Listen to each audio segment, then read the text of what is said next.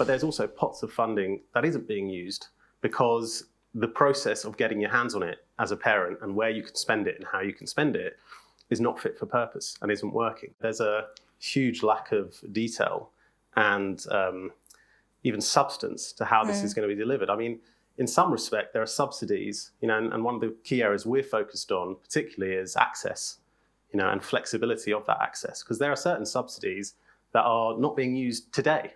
Take tax-free childcare, which, this data shows is about 2.7 billion of underspend between 2018 and 2021.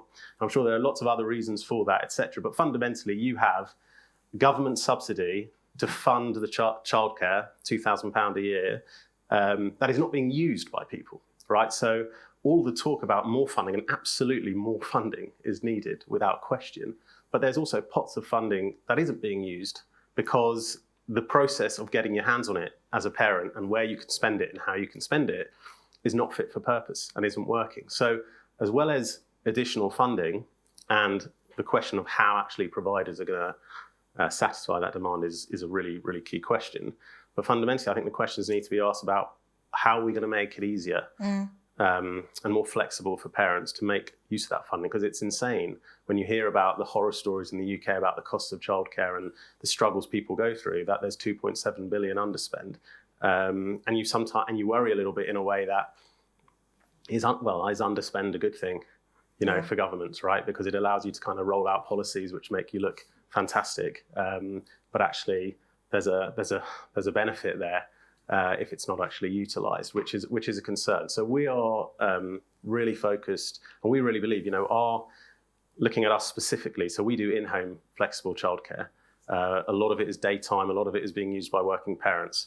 And what we've been seeing for years is, what we offer is quite unique in that if you're a freelance worker or a flexible worker or a shift worker, often low income, and you work after the hours of 6 and you need someone for 2 to 3 hours, you go on our app and you find someone fantastic, by the way, teachers, nurses, many other professions on there.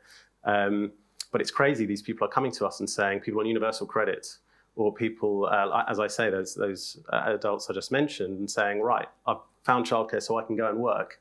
I can't use my government allowance for it because the way that the legislation has been written is 2006, that you need to be via an Ofsted registered provider, which without doubt, safeguarding, trust, safety is the most important thing. There's no corners to be cut there.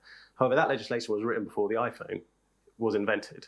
How people do work, and both from a provider perspective and from a parent perspective, has changed immeasurably since then. And parents are being told, we're going to give you this pot of money, but we're only going to let you spend it in certain ways, which isn't flexible enough for how they work. And there is solutions out there that actually raise standards, raise safety, but actually increase flexibility. And it's absolutely crucial that parents not just get promised more money, but they're able to access it how they want to. Otherwise, it's fairly pointless. Thanks for watching that clip. If you'd like to see the full interview, just click here. Don't forget to subscribe, and if you'd like to join us live in the newsroom, head to tortoisemedia.com/book.